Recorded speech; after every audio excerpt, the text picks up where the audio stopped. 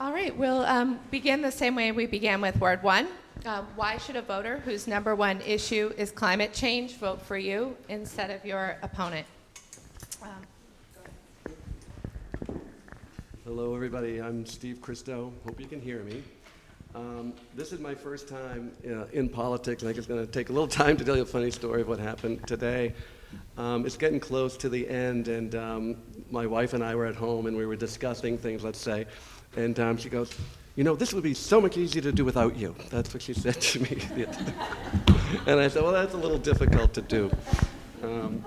But my thing with respect to climate, and I'm no expert, but looking at it broadly and from a 50,000 foot level, I think we need to do something. A grandfather to three grandchildren, and I'm 62 years old, and I think everybody in this room, and Chuck, I think you and I are the same age, roughly, and I don't think we've done enough, at all, to address the climate, the environment, and the like, and leave it better for the next generation. I don't think we've done enough. So. I feel that I guess I'm asking for your vote, and I'm asking for your vote is my experience. I was a city councilor back in 1988 till 1996. I was very proud to work with then Councilor Larry Cretion to bring the first recycling into Quincy. At the time, there was a lot of naysayers, and I signed on to it, and we went through it, and we had a lot of battles in those days to get it through, but we eventually got it through. We were the first city of our size in the area to have done it. So I'm very proud of that. And I think that my background on working on issues on Blacks Creek, on the watershed, those have always been very near and dear to me. And on climate change, unlike our president, I believe it is a major problem. And I will work with the mayor's office, the other city councilors, to come up with policies that will help it, not 10 years from now, but as soon as possible.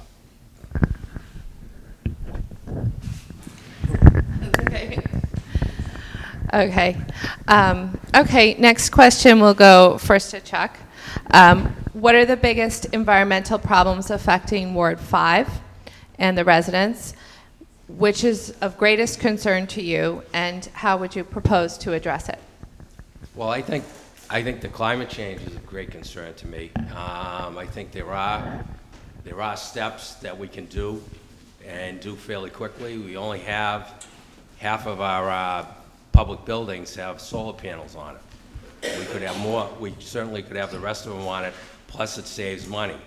I believe in, there's a lot of the fleet in the city that could be electric cars, could be hybrids, and I would work to see that happens. I think one of the other big issues in Ward 5 are particularly some of our waterways, like Furnace Brook runs down into a watershed that runs down into Blacks Creek. If the tide gates aren't maintained with some of the storms we've had, we can have a lot of damage in a lot of those houses. So it's very important. I've always been on top of that issues to make sure that those issues don't affect people and people aren't flooded out. A little bit closer, okay. Sorry, everybody, earlier. Well, I think from my perspective, I think our emergency preparedness is weak as a city. We've got a 27, 28-mile coastline, depending on who you look at. And I don't think, the city's ready for, that, 100-year storm. And, it happened in New Jersey with the Storm Sandy. Something like that happens here, we've got a big problem. And it does go back to urgency. And then one of the other things that I have to say is these issues aren't brand new. I'm not the first one to speak to them in this city council. You need to ask, why hasn't anything been done? Why hasn't anything been done at all? We come up here, we talk, nothing happens. So my view is I'm going to go at it, and I'm going to challenge it wherever it makes sense. And I think we just need to get there, and we need somebody that can move it forward. Thank you.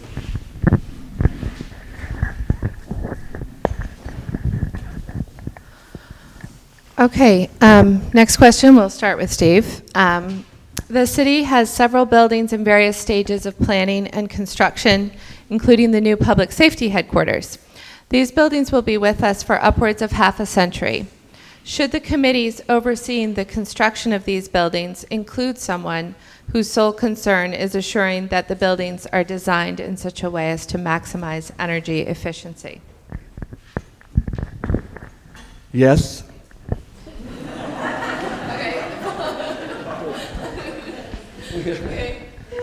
Well, we have a follow-up since we have time.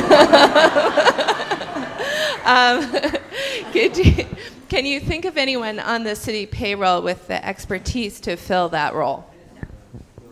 No, I really can't. I don't know, honestly, enough about the administration at this point from a specific level. But, you know, I just think that we can do more everywhere with respect to building. And I sort of, you know, look back to like sort of this definition of lead and that type of thing. And the words are just, you know, amazing. And like, why wouldn't we, you know, go at it? You know, it's looking, you know, and I'm going to quote it from the thing. I got a little time here, but, you know, it provides guidelines to achieve independent, you know, verification, allowing for design, construction, operation, and maintenance of resource-efficient, listen to these words, high-performing, healthy, cost-efficient buildings.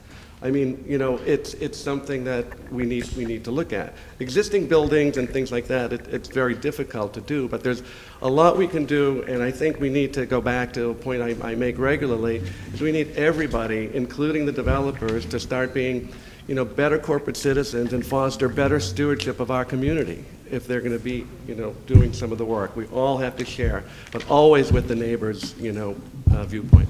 Thank you. Yeah, same question. Yes, the question was about the city buildings in various stages of planning and construction. Excuse me. Should the committees overseeing the construction of these buildings include someone whose sole concern is assuring that the buildings are designed in such a way as to maximize energy efficiency? And if so, can you think who might be able to fill that role? Well, right now, I think we should. I guess my answer is the same, yes.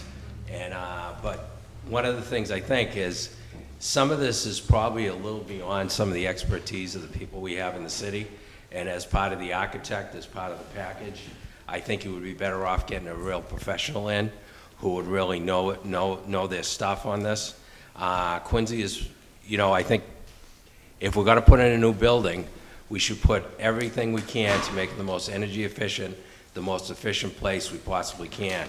And I think, you know, when I was part of the construction when we did Quincy High School, when I was working for the city, also part of Central Middle School. We put solar panels on the top of it, and not only is it good for the environment, it's also good because it returns money to the city and the electric costs that we're making. So I think when we're going to do the new public safety building, that the various codes, I believe it's called the stretch code, and those codes, which is kind of out of date, is not the best practice anymore. I think we have to go a little beyond, and we have to work with particularly when we bring in the architects. I think putting the RFP out and putting the group together is the key thing to make sure that, and if I was elected to city council, I would make sure that that was part of the contract. Okay, next question, we'll go first to Chuck. How can we increase the city's recycling rate? Having been originally with the first city council that brought recycling to Quincy, I know at that time we had a recycling committee where we had people from all the neighborhoods around Quincy, and we actually had wardens who would go to check to see what people were recycling. And I agree with some of my Ward 1 colleagues that we need to get the information out there, but I think it's also a little more than just the schools. I think the schools are great, and we do a lot in the schools, but I think we got to go beyond that and get to the individual homeowners and to apartment building owners and start to show them. And one thing I think we could do right away to increase recycling is we put out a stand. Right now we have bins. Some people have big barrels, some people have little bins. I think we should have a standard for both trash and a standard for recycling. In other words, when in Wollaston, when they put the bigger barrels in, there was more, in Ward 5, there was more recycling. So I think looking at different barrels would be good.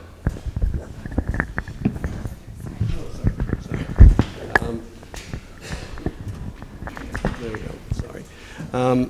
You know, again, I have to go back, like, where are these big barrels and why don't we have them? You know, I'm stunned that we don't, and we're not even doing that and making it easier. So that's, you know, the first thing I want to say.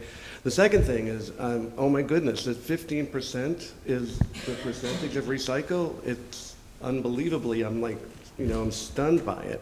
And, you know, I look at it and it's like it hasn't, you know, whether it's stayed steady year to year to year and whatever it's been, you know, why aren't we on top of it? Why are the, you know, isn't there anything been happening yet with the apartment buildings, if that's where we place it? You know, where are the new rules to require, you know, new buildings to have it? You know, maybe they're out there, but, you know, talk. These are easy fixes, I think, you know, and everything has to do with the budget, and there's always money involved. I understand that. But, you know, there's a way to make this happen. This is a big issue. This is a very, very big issue, you know, and we got to do our part. I'm out of time. For now. We're going to stay with the waste theme. And so this is specifically about food waste. So along with other solid waste, Quincy's food waste goes to a waste-to-energy plant where it actually uses up energy in the course of being burned due to water content. Should the city rethink the way it handles its food waste? And if so, what would you do with it instead? Well, you know, I think, you know, getting back to the technicals, I'm not an expert in this area, but if we're not being as efficient as possible, then, you know, I think there's a room for improvement. You know, I think, you know, there's like a composting committee of QCAN, and, you know, I think, you know, learning from folks that know this area is what we really need to do.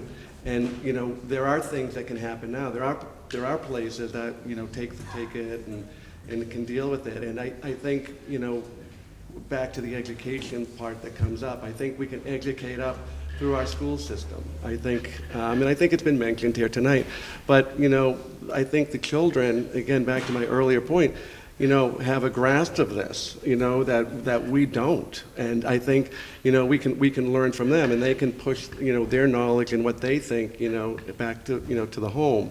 And I think that, to me, is something that really, really can happen and really will work. So. Do you mind just reading the question again? I'm sorry. The question is whether the city should rethink the way it handles food waste. Currently, it goes to a waste-to-energy plant and is burned. If it should handle the food waste differently, what would you propose to do with it? Well, right now, obviously, trash is burned, and because of the high water content, it takes a lot more energy to burn the trash. I think the city should possibly look. Talking with people down at DPW, I ran by them what they think and some of the people who are in charge. And one of the things I think is we should probably look at a trial basis. And everyone remembers the days, probably I'm old enough to remember the days when the garbage man used to come around and pick up your garbage. And I think if we look at something along that lines again, I think there are programs out there for doing it, but I think we have to come together with a policy and look about maybe reinstituting something along that line. And I think if you want participation, you have to make it so people can do it. And I think that's why I would propose doing a trial first, and then working our way into it, and then eventually spreading it out throughout the city. Okay. Thank you very much.